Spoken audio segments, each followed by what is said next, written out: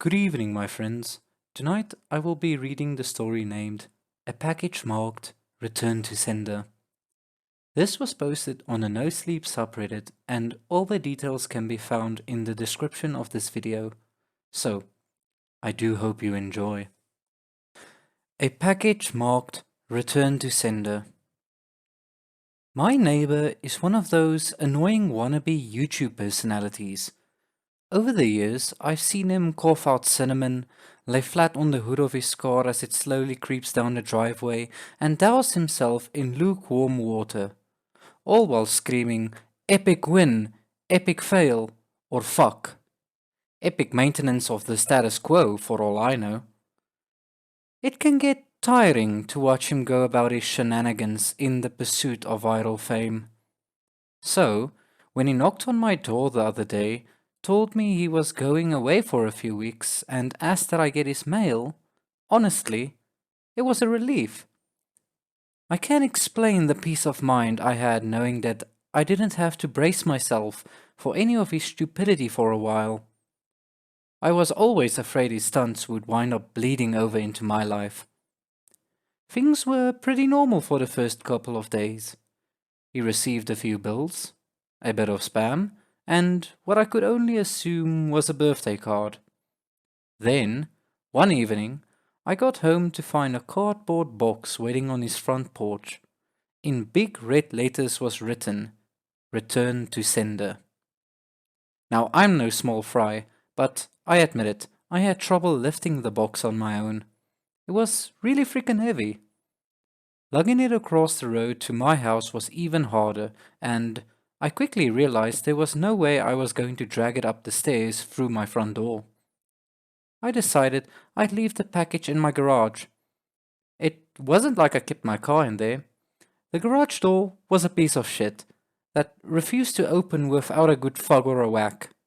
It was less trouble just leaving the car in the driveway than it was to fight with the garage door every morning and night. In hindsight, I should have set the package down while I struggled to open the tricky door, but you know how it is when you have a good grip on something. No point in setting it down if you don't have to. It was as I kicked the door on the third time that I lost my grip on the package, and it fell to the ground. I heard a slight crack inside. Shit, I cursed. I hope I hadn't broken anything important, but figured I just wouldn't tell my neighbor about it and let him assume the break happened en route. Hands-free, I finally managed to get the garage door unstuck, and boy, did it screech and protest as I rolled it up and over me. I dragged the box the rest of the way, setting it in the corner for whenever my neighbor would come back to claim it. And then I forgot all about it. Until a few days passed, that is. I'm not sure exactly how long it took for the smell to waft in from the crack under the garage to house door, but it did come in a slow progression. It was a sickly sweet odor, similar to a skunk, and for the first few days after I smelled it, I genuinely assumed that's exactly what it was. Roadkill that had left its mark on my house. It was only when I realized the scent was growing more intense instead of fading that I went looking for the source. That's when I opened the garage door, and that's when the odor knocked me back, holding my nose. The culprit wasn't hard to identify. The only change in my garage was the box in the corner. I remember thinking it must have been one of those meat-to-mouth subscription boxes. The meat must have gone rancid from being left out of a fridge for so long. How much meat could have been in there for the box to have been so large and heavy? An entire freaking cow? I covered my nose as I approached the box, a pair of scissors in hands. I probably wouldn't have needed them to open it as it had become soggy enough at the bottom to poke through with a finger, but I wasn't about to poke my finger into spoiled meat juices.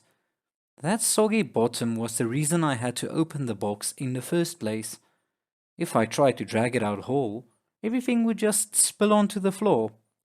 I was going to have to dump the pieces of meat one garbage bag at a time and take them down to the dumpster.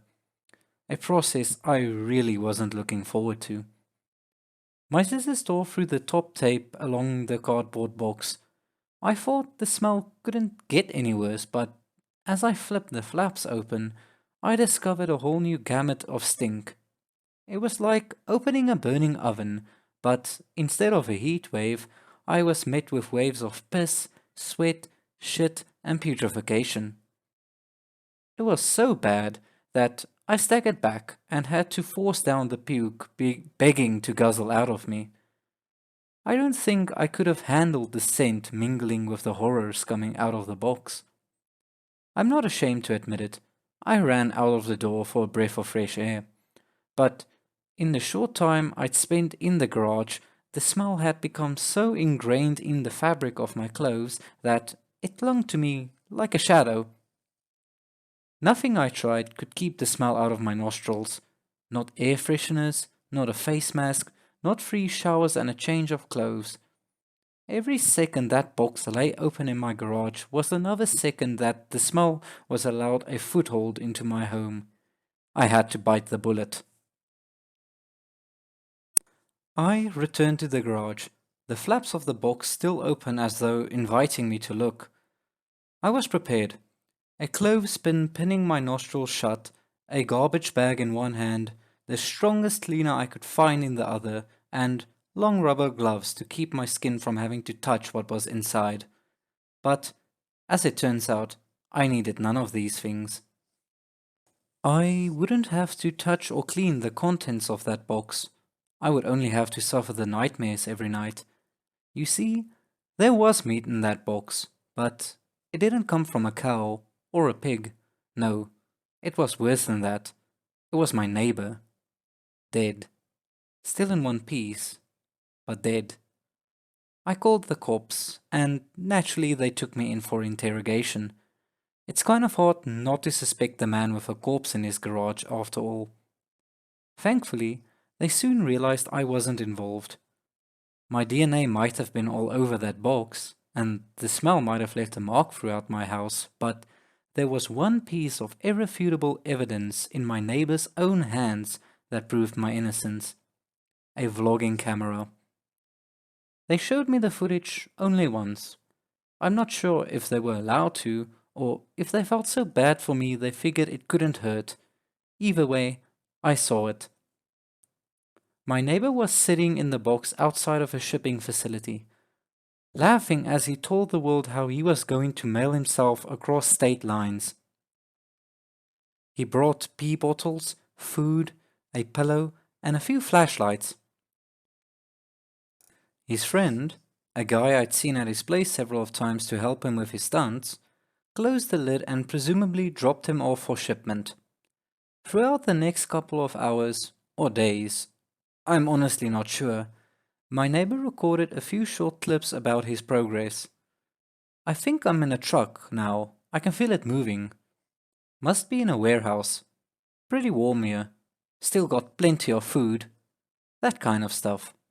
And then, on the last entry, the box toppled over. He broke his neck and that was it.